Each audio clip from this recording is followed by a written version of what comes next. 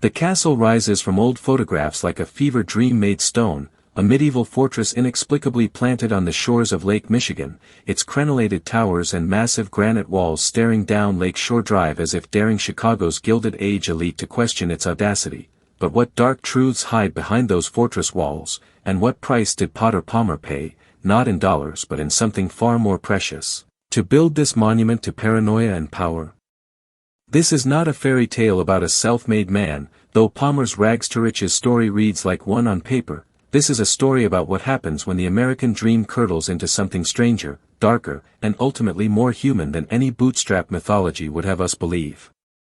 Potter Palmer didn't just build a castle, he built a fortress against his own mortality, his own insignificance, his own terror that everything he'd clawed from nothing could vanish just as quickly, and in doing so, he created one of the most bizarre and revealing monuments to Gilded Age anxiety America has ever seen, a structure so excessive, so paranoid in its design, that it tells us more about the cost of wealth than 100 ledgers ever could.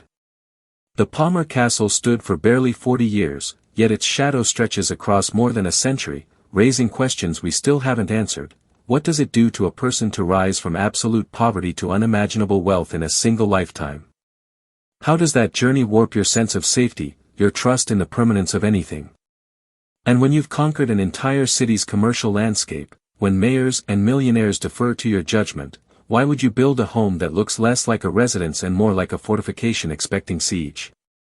The answers lie not in the limestone blocks and iron doors, but in the trajectory of one man's extraordinary and exhausting life, and in the woman who stood beside him, Bertha Honoré Palmer, whose own ambitions and social genius both enabled the castle's creation and ensured its eventual destruction. Potter Palmer was born in 1826 in Albany County, New York, to Quaker parents who had nothing, not the genteel nothing of reduced circumstances, but the grinding nothing of frontier subsistence, where childhood meant labor and education meant whatever you could grab between chores.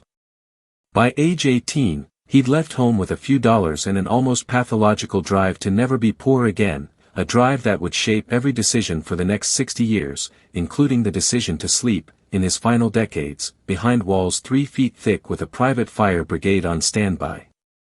He arrived in Chicago in 1852, when the city was barely more than a muddy trading post, a chaotic jumble of wooden buildings and unpaved streets where fortunes could be made by anyone ruthless and clever enough to see the angles before the next man did. Palmer saw the angles. He opened a dry goods store on Lake Street and revolutionized retail with concepts that seem obvious now but were radical then: fixed prices instead of haggling, a money-back guarantee, aggressive newspaper advertising, and the wild idea that shopping could be an experience, not just a transaction. Within a decade, Palmer had built the largest retail operation between New York and San Francisco, a commercial empire that made him wealthy beyond imagination. But wealth, Palmer quickly learned, brought its own terrors. The Great Chicago Fire of 1871 taught him the first lesson: everything could burn. Palmer's store, his warehouses, his real estate holdings, gone in a night, reduced to ash and twisted metal while the city screamed and the lake glowed orange with reflected flames. He rebuilt, of course, men like Palmer always rebuild, but something had changed, some psychological fault line had cracked open. He'd been rich, and then he'd been ruined, and though he clawed his way back to wealth even greater than before, the knowledge that it could all vanish became a splinter lodged in his mind, working deeper with each passing year. Palmer sold his retail business in 1881 to Marshall Field and Levi Leiter, pocketing a fortune, and pivoted to real estate development, creating the Palmer House Hotel, transforming State Street into the city's new commercial corridor, and accumulating land with the hungry focus of a man building not just a portfolio but a bulwark against chaos. By the mid-1880s, Potter Palmer, now in his 60s, was one of the richest men in Chicago, a city that was itself becoming one of the richest in the world, swollen with stockyard money, railroad money, steel money, and grain money. But he was also increasingly paranoid, increasingly convinced that the city he'd helped build was a powder keg of labor unrest, anarchist violence, and social upheaval that could explode at any moment. The Haymarket Affair of 1886, when a bomb killed 7 police officers during a labor demonstration, confirmed Palmer's darkest fears. The city's elite suddenly saw revolutionaries behind every strike, every union meeting, every immigrant gathering, and the psychological distance between Chicago's millionaires and its working masses, always vast, became an unbridgeable chasm. Palmer began planning his castle not as a home, but as a survival strategy, a place where he could be safe, where his wealth could be protected, where the chaos of the city could be kept at bay behind walls thick enough to stop anything short of artillery. In 1882, Potter Palmer married Bertha Honoré, a woman 23 years his junior, and this marriage, part dynastic alliance, part genuine affection, part mutual calculation, would prove as essential to the castle's story as the stones themselves. Bertha was not some decorative trophy, she was the daughter of a prominent Louisville family, educated, ambitious, and possessed of a social intelligence that Potter, for all his commercial genius, utterly lacked. Where Potter saw threats, Bertha saw opportunities. Where he wanted fortress walls, she wanted ballrooms. Where he dreamed of security, she dreamed of becoming the undisputed queen of Chicago society, and she understood something Potter didn't quite grasp, that in Gilded Age America, social power required not just wealth but performance, a constant, exhausting demonstration of taste, culture, and refinement that transformed private homes into public stages. The castle became the physical manifestation of their competing visions, a structure that tried to be both fortress and palace, both bunker and ballroom, and the tension between these purposes, security versus display, paranoia versus performance, would define every inch of its design.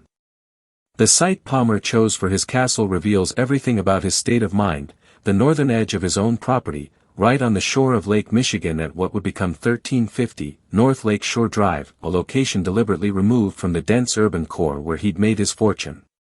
This wasn't just about views or fresh air, this was strategic positioning, placing his fortress at the edge of the city's wealthy Gold Coast neighborhood but with the lake at his back, a natural barrier, an escape route, a defensive advantage. Palmer hired Henry Ives Cobb and Charles Sumner Frost, two of Chicago's most prominent architects, but their role was less to design than to execute Potter's increasingly specific and paranoid vision. The structure that rose between 1882 and 1885 was like nothing else in Chicago, a massive, hulking pile of gray limestone that deliberately evoked medieval castles, complete with battlements, turrets, a porte-cochere that looked like it should have a drawbridge, and walls, those extraordinary, excessive walls, built 3 feet thick of solid limestone and brick. This wasn't decorative medievalism, this was functional fortification dressed up with Gothic details, and every design choice screamed defense, narrow windows that resembled arrow slits, heavy iron doors, a layout that created multiple defensible zones, and a private artesian well that could supply water indefinitely in case the city's water supply was cut or poisoned. The scale was overwhelming, the castle sprawled across an entire city block, containing over 40 rooms, with a central great hall that soared 3 stories high, its walls lined with dark wood paneling and its ceiling supported by massive timber beams that gave the space the feel of a medieval keep. But here's what the architectural press didn't mention, what the society pages glossed over: Palmer installed his own fire suppression system, including standpipes and hoses on every floor and a private fire brigade of staff trained to respond to any outbreak. He designed multiple exit routes from every major room, obsessively mapping escape scenarios. He specified that certain interior doors be reinforced with iron, that certain windows be fitted with shutters that could be locked from inside, that the wine cellar, dug deep into bedrock, be designed to serve as a bunker if necessary, with its own ventilation system and enough storage for weeks of supplies. This wasn't a home, this was a rich man's panic room writ large, a physical manifestation of what happens when you combine unlimited wealth with deep psychological scars from having lost everything once before. The cost was astronomical, variously reported as between $1 million and $2.5 million, in 1880s dollars, a sum that would exceed $60 million today, but cost wasn't the point, security was the point, permanence was the point, building something so massive and so strong that nothing, not fire, not riot, not revolution, not even time itself, could take it from him. The castle's construction required an army of workers whose names have been almost entirely erased from history, an invisible battalion of stonemasons, carpenters, ironworkers, glaziers, and laborers who spent 3 years building Potter Palmer's fortress against their own class, because make no mistake, the Palmer Castle was designed to withstand not foreign invasion but domestic insurrection, Not external enemies but the very workers who built it. The irony is so thick you could cut it with one of the trowels those unnamed masons used to set 500,000 limestone blocks, men earning perhaps $2 a day, working 10-hour shifts in all weather, built walls specifically designed to keep men like themselves out, to protect Palmer's wealth from any future uprising of the desperate and dispossessed. The limestone came from quarries near Joliet, transported by rail in massive blocks that required specialized equipment and dangerous labor to maneuver into place. Several workers were injured during construction, at least one killed when a derrick cable snapped and sent a 2-ton block crashing down, but their names don't appear in any contemporary account because in Gilded Age Chicago, working-class death was simply the cost of doing business, as unremarkable as the price of cement or the delivery schedule for iron fittings. The interior work required even more specialized craftsmen, woodcarvers to create the ornate paneling, plasterers to fashion the decorative ceilings, tile setters to install the intricate mosaic floors, and an army of painters, electricians, and plumbers to outfit the castle with every modern convenience, electricity, central heating, indoor plumbing, even a primitive telephone system. Palmer spared no expense on these systems because they served his larger purpose. The castle had to be completely self-sufficient, able to function independently from the city's infrastructure if necessary, a lifeboat of luxury that could survive even if Chicago itself descended into chaos. The heating system alone was an engineering marvel, a network of boilers and radiators and ductwork that could keep 40 rooms warm through Chicago's brutal winters without depending on the city's gas supply. Palmer insisted on redundant systems, backup boilers, enough coal storage to last months, because the nightmare scenario that haunted his sleep wasn't just fire or riot but prolonged siege, a citywide collapse that would leave him trapped in his fortress with Bertha and their sons, surrounded by hungry mobs, dependent entirely on whatever resources he'd stockpiled within those 3-foot walls. Was this paranoia excessive, the delusion of a man who'd become unmoored from reality by too much wealth and too much anxiety? Perhaps, but Palmer had lived through the Chicago fire, had seen how quickly civilization's veneer could burn away, had watched the Haymarket affair convince Chicago's elite that revolution was imminent, and in his worldview, the only rational response to such instability was to build a castle so strong, so well-provisioned, so defensible that he'd never have to depend on anyone or anything outside his control ever again. The cost in human labor, in hours and injuries and lives spent making one man feel safe, was simply not part of his calculation, or if it was the price he was willing to let others pay. When the Palmer Castle was completed in 1885, Chicago's reaction was mixed, confused, and revealing of deeper anxieties about what wealth should look like in a democratic republic that still, at least in theory, rejected European aristocratic pretensions. The architectural establishment was largely appalled. The castle was too literal, too aggressive, too much a rejection of the refined classical or French Renaissance styles that proper millionaires were supposed to prefer. Chicago Tribune architecture critic Harriet Monroe, who would later gain fame as a poet and editor, wrote a scathing review that called the castle a medieval fantasy that has no business on the shores of a modern American city, and complained that Palmer's fortress mentality represented a kind of social treason, a rejection of the democratic ideal that wealthy citizens should live among their fellow residents, not apart from them behind castle walls. But Monroe, like many critics, missed the point. Palmer wasn't trying to fit in, he was trying to survive, and the castle's aggressive rejection of democratic architectural norms was entirely intentional. It was a building that said, clearly and loudly, I am separate from you, I am protected from you, I do not trust you, and I have the money to make that distrust permanent in stone. The city's working class needed no architectural critic to interpret the message. They understood instantly what the castle meant, what it said about how men like Palmer viewed men like them, and the castle became a symbol, a focus point for labor organizers and socialist publications that used it as Exhibit A in their argument that Gilded Age capitalism had created a new aristocracy more entrenched and more hostile to ordinary people than the European nobility America had supposedly left behind. Eugene Debs, the labor organizer who would later found the Socialist Party of America, visited Chicago in 1886 and mentioned the Palmer Castle in a speech, calling it a perfect symbol of the paranoid greed that hoards millions behind stone walls while children starve in wooden shanties 6 blocks away, and while Palmer likely never heard the speech or wouldn't have cared if he had, the comment captured a truth The castle's 3-foot walls didn't just separate Potter Palmer from physical danger, they separated him from any meaningful understanding of how most people in his city lived, from the reality that his security was purchased with their insecurity, that his fortress walls required their labor, their injuries, their deaths in quarries and on construction sites, their acceptance that they would never, ever be allowed inside those walls except as servants whose presence was carefully controlled and whose labor was utterly invisible.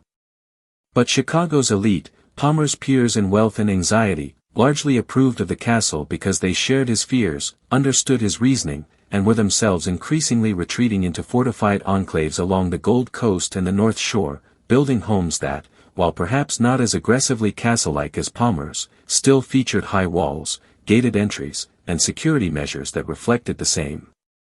fundamental distrust of the city's working masses. The castle became, in this sense, a trendsetter, permission for other millionaires to stop pretending they believed in democratic proximity and start building the physical barriers that matched their psychological and economic distance from ordinary Chicagoans. Inside the castle, a different kind of performance began, one choreographed almost entirely by Bertha Palmer, who understood that the fortress could only serve Potter's purposes if it also served hers, and her purpose was to establish herself as the uncrowned queen of Chicago society, a position she pursued with strategic brilliance and ruthless social calculation.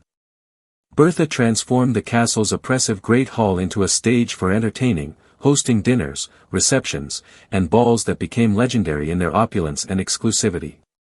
She assembled a staff of dozens, butlers, maids, cooks, footmen, ladies' maids, groundskeepers, stable hands, and a small army of additional temporary workers brought in for major events, and this staff, like the construction workers before them, became the invisible machinery that made Bertha's social performances possible. The servants lived on the upper floors and in adjacent quarters, their lives rigidly controlled by elaborate hierarchies and rules that ensured they would remain as unseen as possible while performing the constant labor required to maintain the illusion of effortless luxury. The head butler earned perhaps $1,200 a year, a fortune compared to the $300 to $400 annual wages of the lower maids, but nothing compared to the cost of a single dinner party where Bertha might spend more on flowers and champagne than her butler earned in a year. These servants worked 14 to 16-hour days, their schedules dictated entirely by the Palmers' needs, their lives considered extensions of the household rather than autonomous individuals with their own desires or dignity. When Bertha hosted her legendary ball in 1889, celebrating the opening of the auditorium building, another Palmer financial venture, more than 200 guests attended, arriving in carriages that lined Lake Shore Drive for blocks, passing through the castle's fortress-like entrance into rooms transformed by thousands of flowers, hundreds of candles, and an elaborate midnight supper that required 3 days of preparation by the kitchen staff, who worked around the clock to produce the intricate French dishes Bertha insisted upon. The ball was deemed a spectacular success, covered extensively in the society pages, and it cemented Bertha's position as Chicago's social arbiter, but what the coverage didn't mention was the small scullery maid who suffered severe burns when a pot of boiling sugar syrup overturned during the frantic preparations, or the footman who collapsed from exhaustion and was simply replaced by another from the temporary staff, or the fact that the servants' quarters were so hot during the summer that several staff members slept outside in the carriage house because the castle's thick walls, so effective at defense, also trapped heat like an oven. Bertha did not see these costs because she did not look for them. In her worldview, as in Potter's, servants were background elements, part of the machinery of the house, and their suffering was as irrelevant as the wear on a mechanical part. But Bertha's social ambitions served Potter's deeper purpose, whether she fully realized it or not. Every glittering ball, every dinner with influential guests, every moment when the castle functioned as a palace rather than a fortress, was a demonstration of the Palmers' permanence, their unshakable position at the top of Chicago's hierarchy, and in Potter's anxious mind, social dominance was another form of security, another wall against the chaos he feared, because surely a family this powerful, this connected, this essential to the city's social fabric, could never be threatened, never be cast down, never lose everything the way he'd lost everything in the fire. The performance was exhausting, for Bertha, who had to maintain impossible standards of taste and hospitality, for the servants, who had to maintain the illusion of invisible efficiency, and perhaps even for Potter, who had built this fortress palace but seemed increasingly uncomfortable in it, more often found in his private study or checking the fire suppression equipment than mingling with Bertha's society friends. But the performance continued because stopping would mean admitting that the castle, for all its expense and excess, couldn't actually deliver what Potter had built it to provide: peace of mind. The 1890s brought Potter Palmer new triumphs and new anxieties that somehow the castle, despite its massive walls and elaborate security, couldn't alleviate. He became president of the commission organizing the 1893 World's Columbian Exposition, Chicago's grand declaration that it had recovered from the fire and established itself as a world-class city, and Bertha was appointed head of the board of lady managers, a role she used to champion women's rights and art patronage with a progressive zeal that seemed oddly disconnected from the conservative, fortress-dwelling aspect of her life. The exposition was a spectacular success, drawing millions of visitors and generating enormous profits for investors like Palmer, but it also revealed Chicago's stark inequalities. The gleaming white city of the fairgrounds stood in brutal contrast to the squalid tenements and dangerous factories where most Chicagoans worked and lived, and critics like Jane Addams, founder of Hull House, pointedly asked what good such spectacular displays of wealth and progress did for the thousands of Chicago children who worked 12-hour days in sweatshops or the families living in airless slums without sanitation. Palmer, ensconced in his castle, seems not to have engaged with such criticisms. He had long since stopped seeing poverty as a problem to be solved and had come to view it as a fact of nature, a permanent condition of the social landscape that required not reform but defense: walls to keep the poor out, gates to control access, wealth sufficient to ensure that his family would never join their ranks. But the 1893 financial panic, a devastating economic collapse that threw millions out of work and sparked labor unrest across the country, reignited Palmer's deepest fears. Chicago experienced waves of strikes, violent clashes between workers and police, and a growing radical labor movement that explicitly called for the overthrow of the capitalist system and the redistribution of wealth from men like Palmer to the workers who actually created it. The Pullman strike of 1894, which paralyzed the nation's rail system and required federal troops to suppress, happened practically in Palmer's backyard, and though the strike was eventually crushed and its leaders imprisoned, the whole episode confirmed what Potter had always believed: that civilization was a thin veneer over chaos, that the masses could not be trusted, that revolution was always just one spark away, and that his castle, his fortress, his survival bunker disguised as a mansion, was not paranoid excess but rational preparation. He increased security at the castle, hired private guards, instructed his staff in emergency procedures, and reportedly began sleeping with a loaded revolver in his nightstand, a man worth tens of millions of dollars, living in a fortress with 3-foot walls, still convinced that he wasn't safe enough, that the walls weren't thick enough, that the precautions weren't sufficient. What must it be like, we might ask, to have won capitalism's game so thoroughly and yet feel so perpetually threatened? To have climbed from poverty to unimaginable wealth, to have survived the fire and rebuilt an empire, to live in a literal castle behind literal fortress walls, and still lie awake at night imagining the mob at the gates, the city burning, the loss of everything? Palmer's answer was to build thicker walls, hire more guards, stockpile more supplies, but no amount of limestone and iron could address the real problem, which was that Potter Palmer had never developed the psychological infrastructure to feel secure, that the trauma of his early poverty and the terror of the fire had left him permanently convinced that disaster was always imminent, and that the castle, for all its cost and mass, was ultimately a failed attempt to use architecture to solve an internal problem that no building could fix.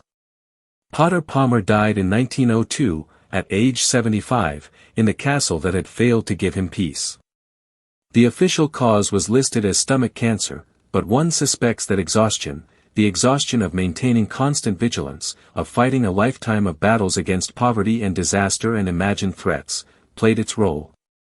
His funeral was a grand affair, with Chicago's elite filling the castle's great hall one final time, and the obituaries praised him as a visionary businessman, a civic leader, a self-made man who embodied American entrepreneurial spirit, all true enough, but incomplete, because they failed to mention the paranoia, the fortress mentality, the way his success had curdled into something that looked less like triumph and more like a very expensive form of imprisonment.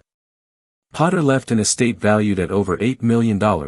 nearly $250 million in today's dollars, to Bertha and their two sons, Potter Jr. and Honoré, and he left the castle to Bertha with the apparent expectation that she would maintain it as their primary residence, that it would remain the family seat, that the fortress he'd built would protect them for generations. But Potter hadn't counted on Bertha's pragmatism or her own evolving vision of what the castle represented. After a respectful period of mourning, Bertha began spending more time at the family's winter home in Florida and less time in the oppressive castle on Lake Shore Drive. She found the building increasingly difficult to maintain. It required a huge staff just to keep clean and heated, the thick walls and medieval design made it dark and cold even in summer, and the aggressive fortress aesthetic that had seemed appropriate in the anxious 1880s felt increasingly out of step with the early 20th century, when Chicago's elite were building lighter, more refined homes in fashionable styles that emphasized beauty and comfort over defense. More importantly, Bertha's own relationship with Chicago society had evolved. She no longer needed the castle as a stage to prove her dominance. Her position was unassailable, her influence extended far beyond social entertaining into art patronage, women's rights advocacy, and civic leadership, and she began to see the castle less as an asset and more as a burden, a monument to her late husband's anxieties that she had no interest in perpetuating. She kept the castle operating through the 1900s, hosting occasional events and maintaining the staff, but her heart wasn't in it. She was in her 60s, her sons were adults with their own lives, and the exhausting performance of maintaining a 40-room castle felt less like an obligation and more like a trap. By 1910, Bertha had largely moved to Florida permanently, leaving the castle in the care of a skeleton staff and using it only occasionally when business brought her to Chicago.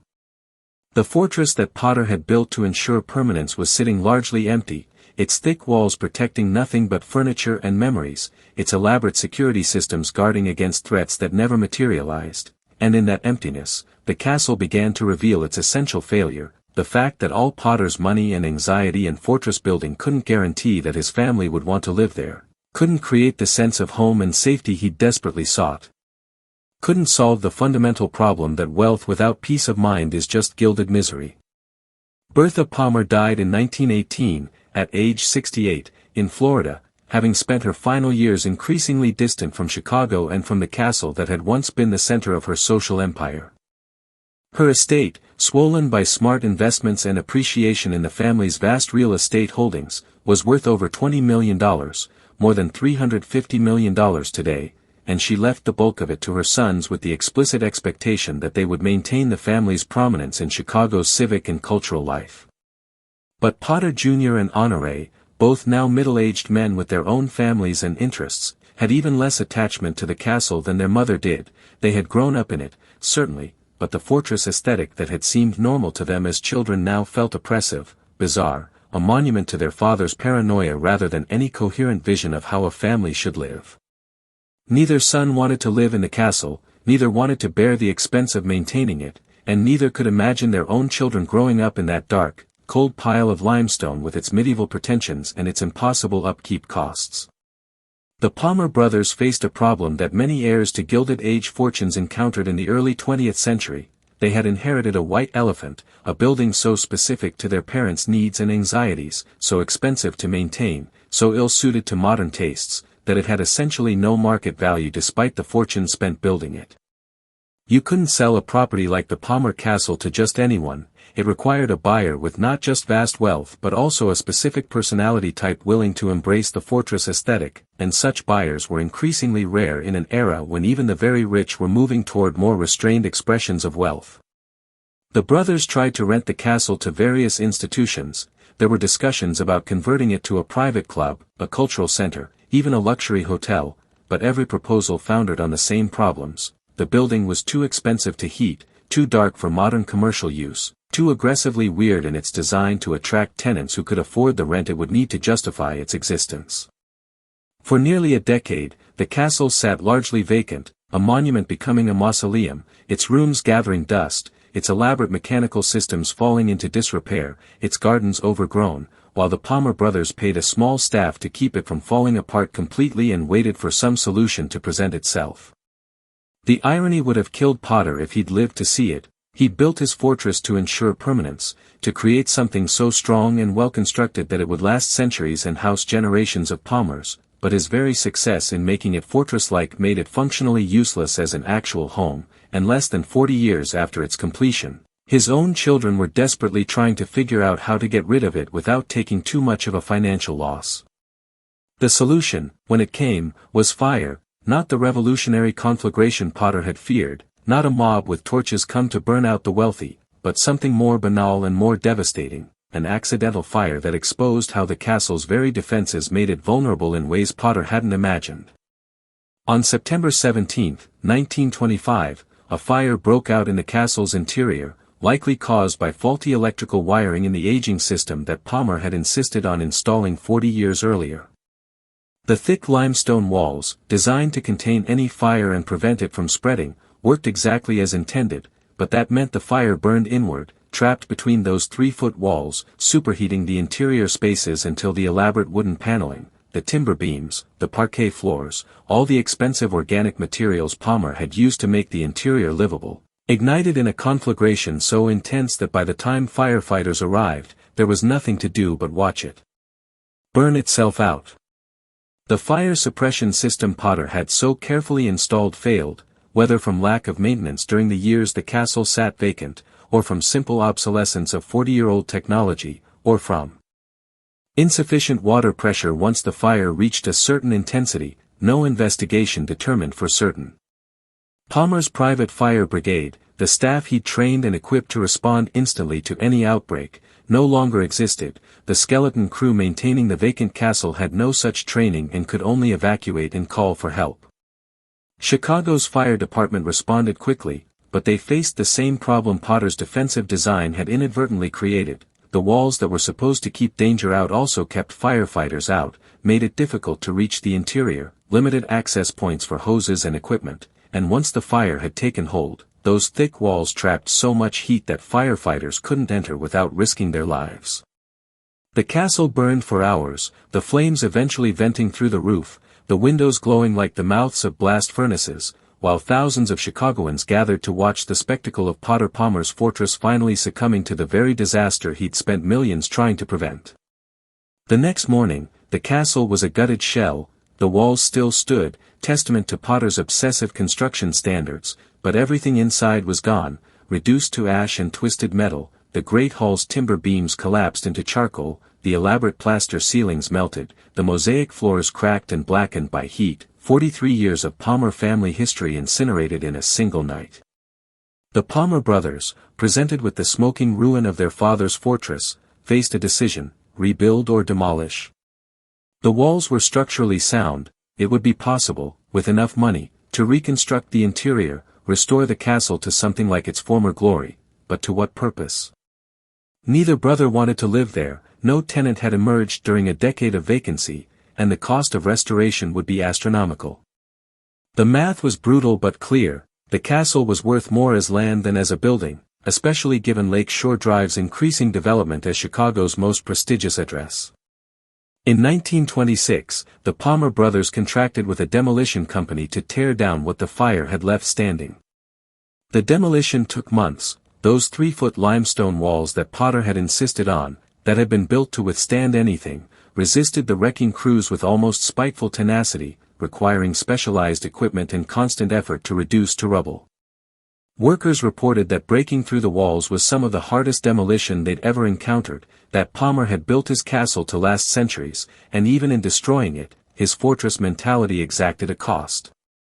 By 1927, the castle was entirely gone, the limestone blocks carted away, the foundation filled in, the land cleared and subdivided, and within a few years, luxury apartment buildings occupied the site, housing dozens of wealthy families in spaces that together cost far less to maintain than Potter's single fortress home ever had. The Palmer Castle stood for 42 years, barely a generation, and its disappearance was so complete that within 2 decades, many Chicagoans didn't even know it had existed, knew the Palmer name only from the Palmer House Hotel downtown or from streets named for Potter's real estate developments, with no idea that he'd once lived in a medieval castle on Lake Shore Drive.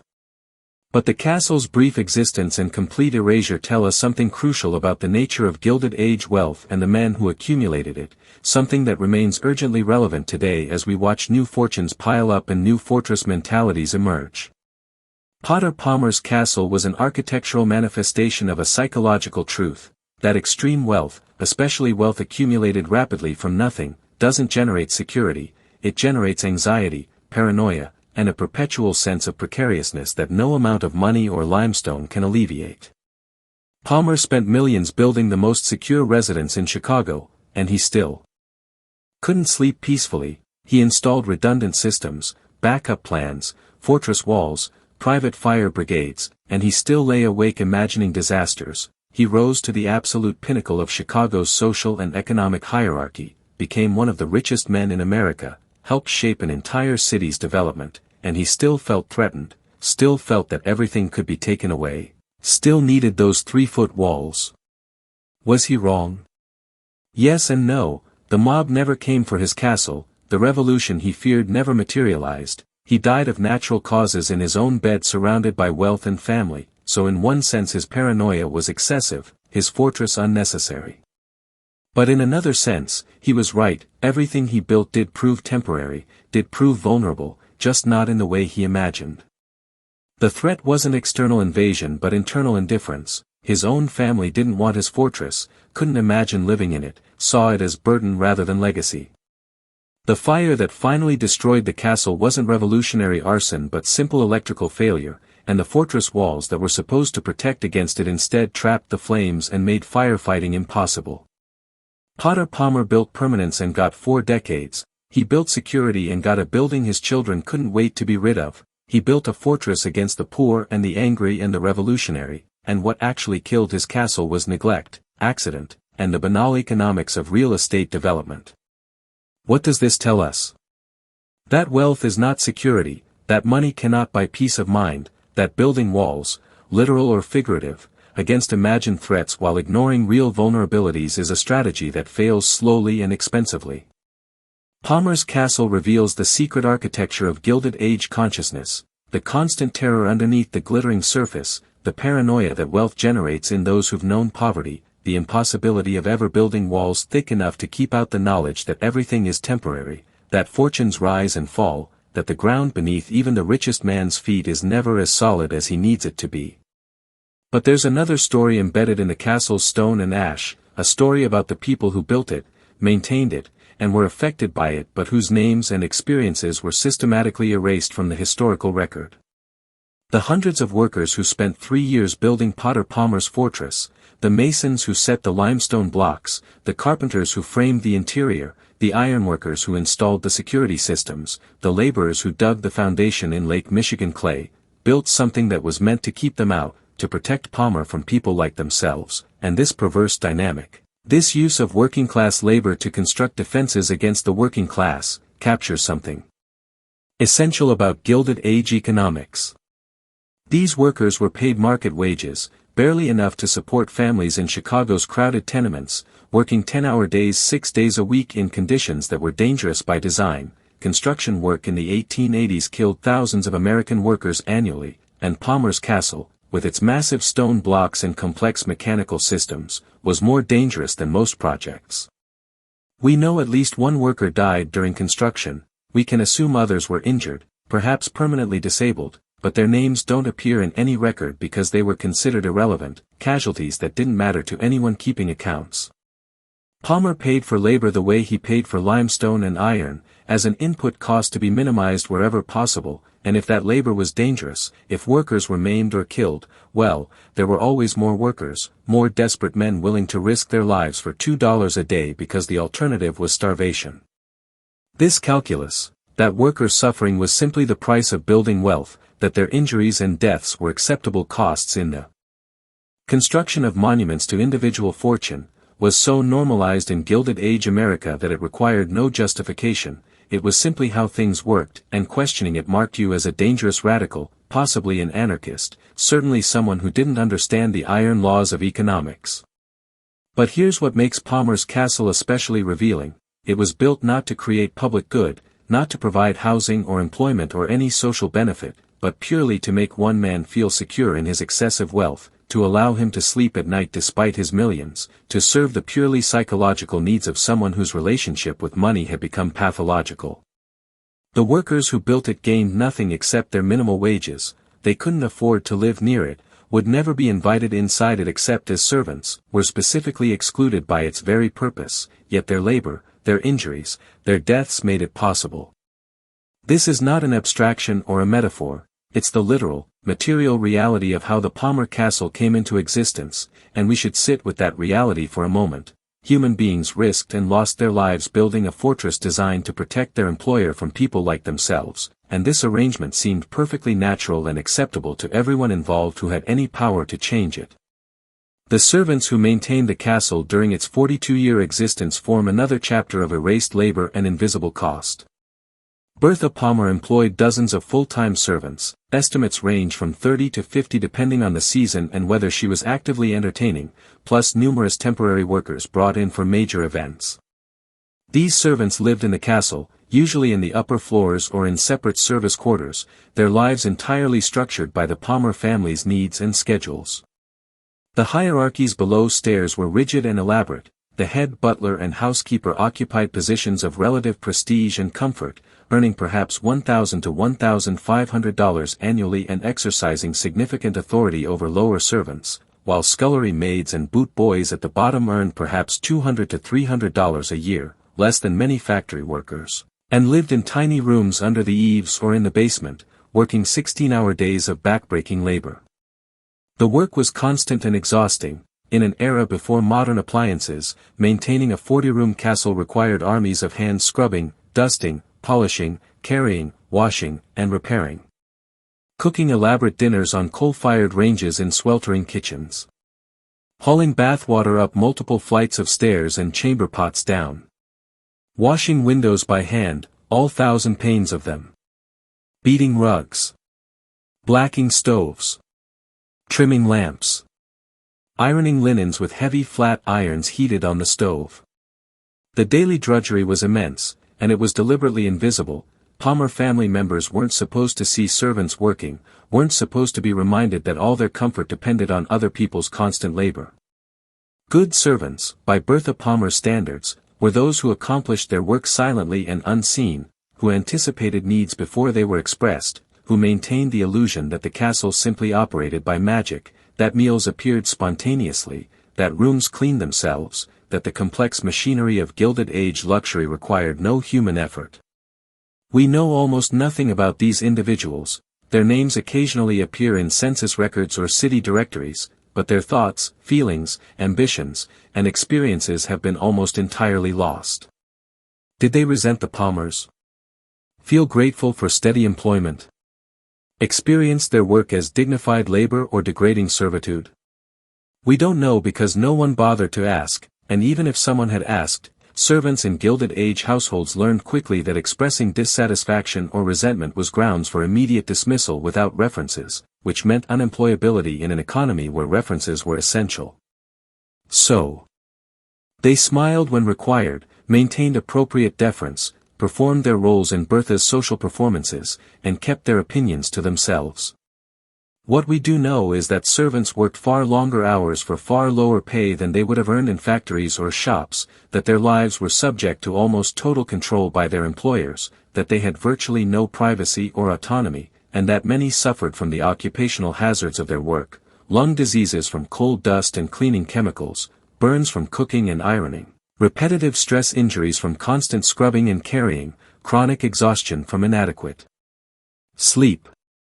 The scullery maid who was burned during preparations for Bertha's 1889 ball likely received no compensation beyond perhaps a few days to recover before being expected back at work, because servants were considered part of the household rather than employees with rights, and the concept that employers might be responsible for workplace injuries was barely beginning to emerge in progressive legal theory and was certainly not accepted by people like the Palmers. The servants were, in the most literal sense, the invisible hands that made Palmer's fortress function as a home rather than just an empty pile of stone, and their erasure from the historical record, the fact that we celebrate Bertha Palmer's social triumphs without naming the women who cooked her celebrated dinners or washed the dishes afterward or scrubbed the ballroom floors at dawn, is itself a statement about whose lives we consider worth recording and whose we consider mere backdrop to other people's stories. The Palmer Castle's demolition in 1926 to 1927 itself became a kind of parable about the permanence, or lack thereof, of even the most massively constructed monuments to individual wealth. Potter Palmer had built his fortress to last centuries, had insisted on construction standards far exceeding normal requirements, had specified those 3-foot limestone walls precisely because he wanted something that could survive anything, and yet 42 years after completion, his own sons hired wrecking crews to tear it all down because the building had become worthless as anything except an obstacle to more profitable land use. The demolition workers, like the construction workers before them, left no written records of their experience, but newspaper accounts mention that the castle was among the most difficult demolitions Chicago had ever seen, that the walls resisted every effort to bring them down quickly, that Palmer's obsessive overbuilding meant that destroying his fortress was nearly as expensive as building it had been. There's a certain poetic justice in this, or perhaps just irony. Palmer built permanence so successfully that even when his castle had outlived any useful purpose, it refused to die easily, clung to existence with the same paranoid tenacity that had characterized its creator, and cost his heirs money even in its destruction. The limestone blocks, once freed from the walls, were sold off piecemeal, some went to other construction projects, some became fill, some simply disappeared into the vast material metabolism of a growing city that was constantly consuming and excreting buildings. If you wanted to find physical traces of Palmer's castle today, you might theoretically find limestone blocks incorporated into other structures built in Chicago in the late 1920s, but you'd have no way to identify them, no way to distinguish Palmer's stone from any other limestone, which is perhaps fitting, given how completely the castle itself has vanished from popular memory. Even the site offers no clues. The apartment buildings that replaced the castle show no indication that a medieval fortress once occupied that ground, and unless you know to look for it in old photographs and maps, you'd walk right past the location with no idea of what stood there, how much it cost, what it represented, or how completely it failed to achieve its builder's purposes.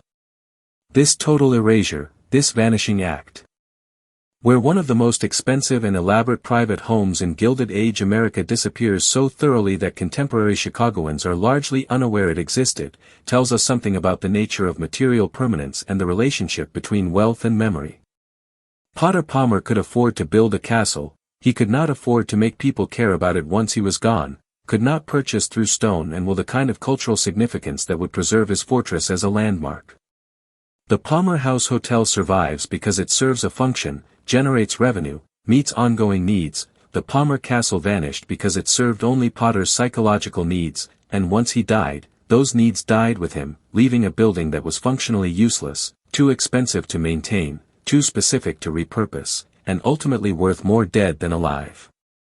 What, then, is the Palmer Castle's legacy, if the building itself is gone and most Chicagoans have never heard of it?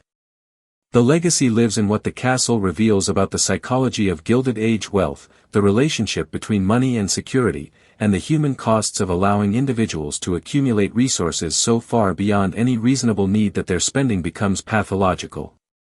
Potter Palmer's castle stands as one of the most extreme examples of what we might call anxiety architecture, building not for beauty, utility, or legacy, but purely to address the psychological traumas and fears of the builder, using construction as expensive therapy that ultimately fails to heal the underlying wounds. Palmer was never an aristocrat by temperament or training. He was a Quaker storekeeper's son who climbed to aristocratic wealth through relentless work and calculation, and he never developed the aristocratic assumption that his position was natural, ordained, permanent.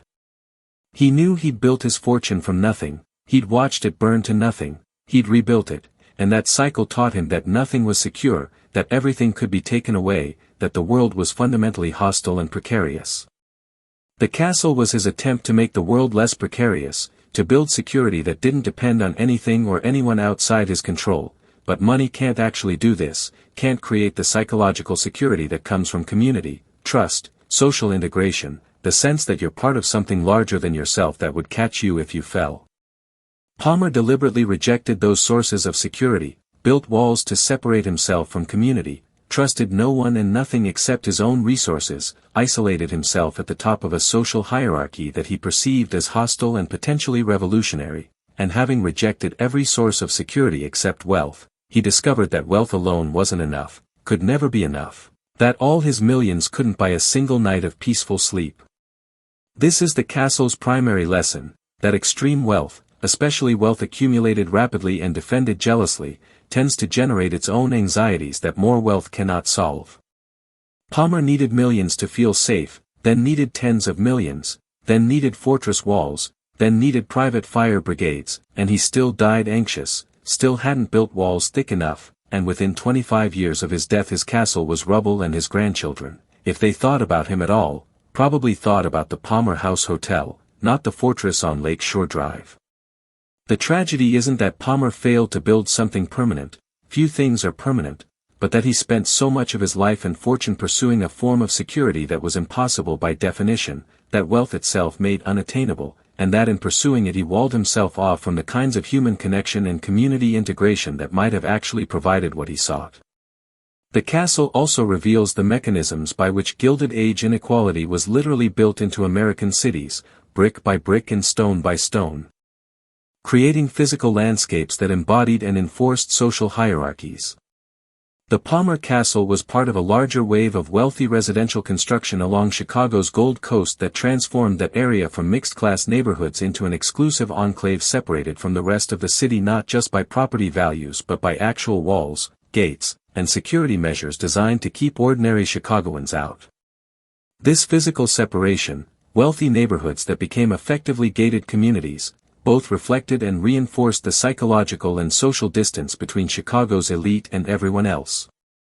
Potter Palmer didn't just feel separate from the working class, he built that separation into the landscape, made it concrete and permanent, and in doing so he helped establish patterns of urban inequality that persist today, where wealthy neighborhoods are protected, secured, surveilled spaces from which the poor are actively excluded, while poor neighborhoods receive inadequate services, minimal security, and maximal police surveillance. The Palmer Castle, in its excessive way, was a prototype for a form of urban development that prioritizes the comfort and security of the wealthy over the needs of everyone else, that treats public space as something to be defended against rather than shared with the broader community, and that understands security as separation, protection as exclusion, safety as the ability to keep other people out. Chicago's contemporary landscape of extreme segregation, of neighborhoods that are functionally separate cities with wildly different resources and opportunities, has many causes, but the Gilded Age construction of exclusive wealthy enclaves like the area where Palmer's castle stood is absolutely one of them, and we can draw a direct line from Palmer's fortress mentality to contemporary gated communities, security gates, and the spatial organization of inequality that characterizes virtually every major American city. Palmer's anxiety was individual, but its architectural expression was social, creating infrastructure that organized and perpetuated inequality in physical form that outlasted him and his castle by generations. The Palmer Castle also forces us to confront the inadequacy of conventional narratives about self-made men and the American dream. Potter Palmer is, in many ways, a perfect rags-to-riches story. Poor Quaker boy makes good, builds retail empire, becomes one of Chicago's most influential citizens, shapes the city's development, dies wealthy and respected.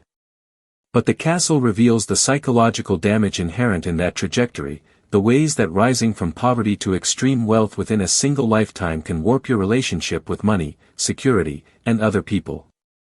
Palmer never escaped his fear of poverty, he just built bigger walls around it, and those walls became a prison as much as a protection.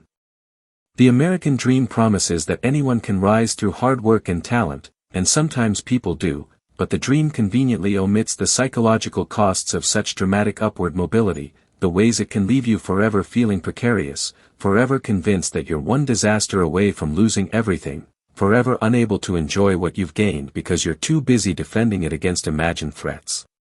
Palmer's castle suggests that extreme inequality, the kind where some people rise from nothing to millions while others labor their entire lives for bare subsistence, might be psychologically toxic even for the winners, certainly for the losers, and probably for the society that tolerates such extremes. A social order that allows some people to accumulate enough wealth to build medieval castles while others starve is not just unjust, it's also generative of the kinds of paranoia, anxiety, and defensive separation that characterized Potter Palmer's life and architecture. The fortress mentality isn't a personal failing, it's a rational response to extreme inequality, a recognition that a social order this unjust is inherently unstable and that those at the top are, in fact, vulnerable to potential redistribution by force if not by policy. Palmer was right to feel insecure. He'd helped create a city and a society that were fundamentally unstable, where his immense wealth coexisted with mass poverty, where his castle on the lake looked out over neighborhoods where children worked in factories and families lived in squalor.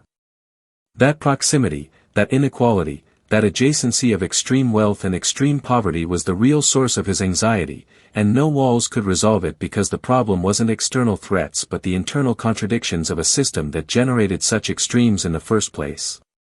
Finally, the Palmer Castle's complete disappearance, its reduction from massive physical presence to a few photographs and archival references, reminds us of the limitations of individual legacy building and the impossibility of controlling how you'll be remembered after death.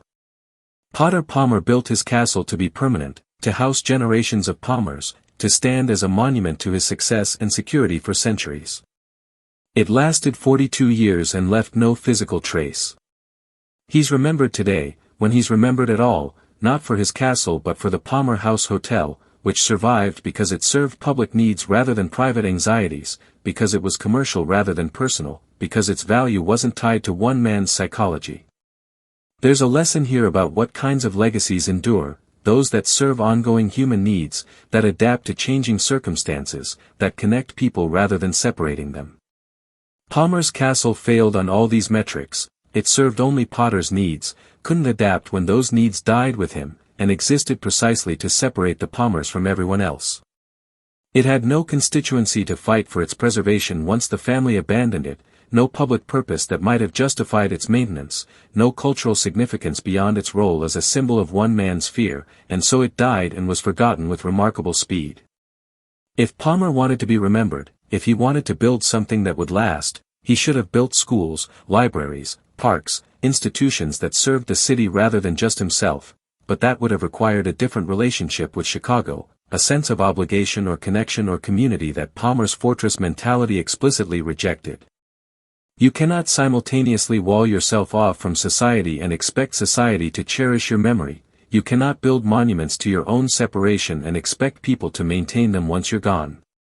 Palmer tried, and failed, and the completeness of that failure, the totality of the castle's erasure from both landscape and memory, is perhaps the most eloquent statement about the limits of individual wealth and the impossibility of buying permanence, security, or legacy through money alone.